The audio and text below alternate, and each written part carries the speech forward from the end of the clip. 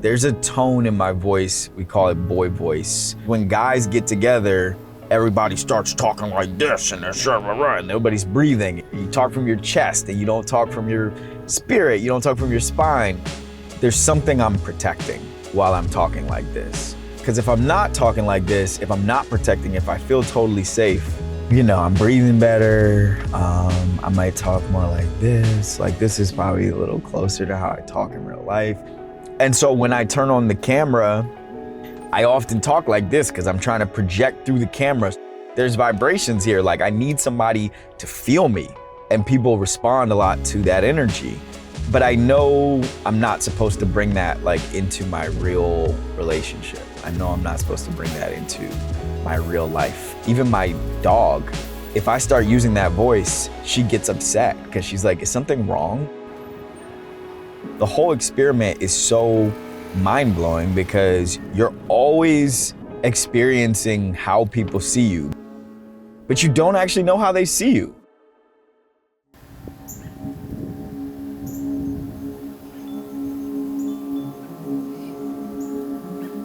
I got into Hollywood for like ego and to feel like I was like doing something cool and to feel like I had a job that like all my other friends would have to be like, wow, he has the coolest job.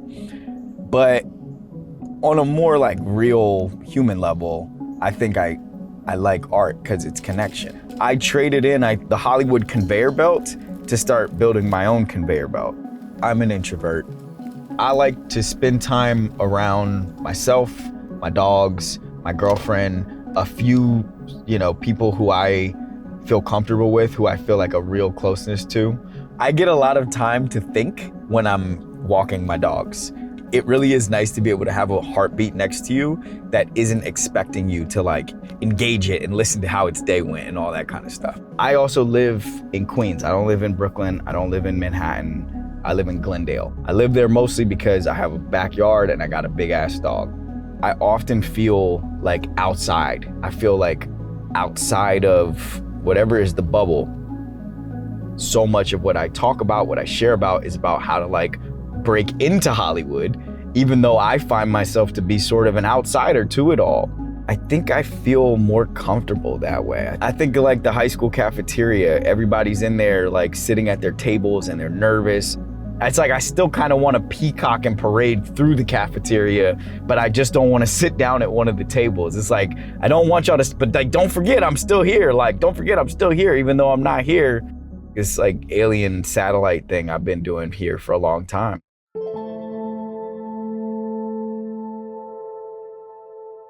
The big obstacle is your job is to reach people with your words, with your ideas, and change them. Like change their molecules, change their thought, change their behavior by the way that you are shaping information to reach them.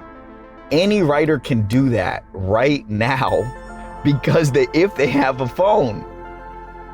But the mental obstacle is that the industry, Hollywood, the cafeteria of it all tells you that if you don't have this person's cosign, if you're not at this networking thing, if you don't have a deal with this, then you're not good enough. And at some point, I couldn't stop seeing that, and I couldn't stop hearing from my advisors outside the industry. They're like, Chad, you are supposed to be the person.